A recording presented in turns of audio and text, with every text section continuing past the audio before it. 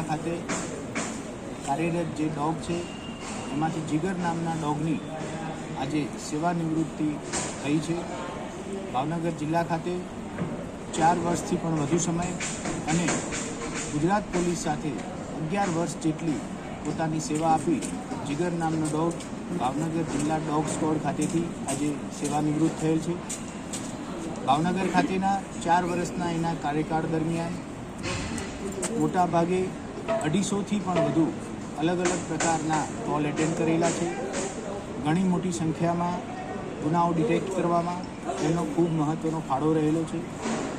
ખાસ કરી આ તબક્કે ડોગ હેન્ડલર અને જેના જે એટેન્ડન્ટ છે એને ખૂબ સારી રીતે જીગર નામના ડોગને સાચવી રાખ્યા છે। તમામ જે એટેન્ડન્ટ ભાવનગર જિલ્લા ખાતે કાર્યરત છે એ લોકો પોતાના ડોગની પોતાના પરિવારની જેમ માવજત કરે છે। એને ટ્રાન્સપોર્ટેશનની વ્યવસ્થા હોય, એને જમવાની હોય કે એની ટ્રેનિંગની પ્રક્રિયા હોય।